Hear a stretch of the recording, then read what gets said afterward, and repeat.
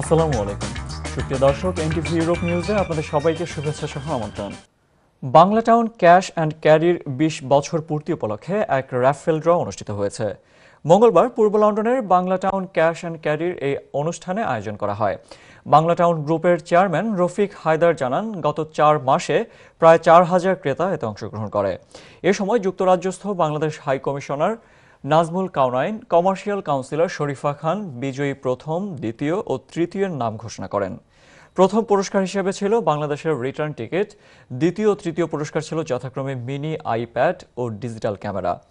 আর প্রায় ৪,০০০ কাস্টমারের মধ্যে এ বেগম প্রথম বিজয়ী হয়। দ্বিতীয় ও তৃতীয় হয় যথাক্রমে মাহমুদা বানু ও কয়েস আহমেদ। কাস্টমারদের সাথে বাংলা টাউনের সেতু বন্ধন সৃষ্টি করতেই এই উদ্যোগ বললেন কর্তৃপক্ষ। এর পূর্বে বাংলাদেশ থেকে আমদানি সবজির কি পরিমাণ চাহিদা রয়েছে সে বিষয়টি সরেজমিন ঘুরে দেখেন হাই কমিশনার। আর তাই তিনি রহিম ব্রাদার্স, প্রিয় বাজার, বাংলা টাউন, তাজ স্টোর সহ বেশ কয়েকটি দোকান পর্যবেক্ষণ করেন। এরপর ইউকে বাংলাদেশ ইম্পোর্ট অ্যাসোসিয়েশনের নেতৃবৃন্দের সাথে এক সংক্ষিপ্ত সভায় বিভিন্ন প্রতিবন্ধকতা মোকাবেলায় একসাথে কাজ করার আশা ব্যক্ত করেন।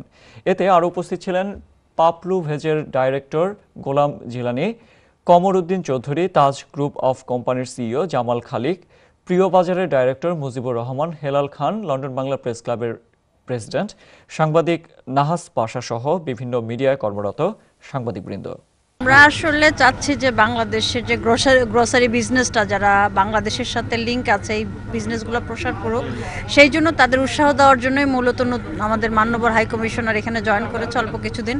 তা ভাবলাম ওনাকে নিয়ে যদি আসি, উনি নিজেই আগ্রহ প্রকাশ করলেন যে এদের সাথে যদি আমরা রেগুলার যোগাযোগ রাখি, তারা বাংলাদেশের সাথে তাদের এই বিজনেস লিঙ্কটা আরও প্রসার করতে আগ্রহী হবে। সেই উদ্দেশ্যে আসছি, সেই সাথে আমরা র্যাফল ড্রতেও পার্টিসিপেট করেছি। সো আমরা খুবই আনন্দিত। ৪,০০০ উপরে নাম ছিল, তার মধ্যে ফার্স্ট প্রাইজ ছিল Dhaka London Sylhet Dhaka return ticket, second prize ছিল মিনি আইপ্যাড, থার্ড প্রাইজ ছিল একটা ক্যামেরা। তো আশা রাখি আমরা অচিরেই এইটা আপনার পেপারের মাধ্যমে সবাইকে জানিয়ে দিব। দর্শক, এই ছিল আমাদের হাতে থাকা এনটিভি ইউরোপ নিউজের সর্বশেষ আয়োজন।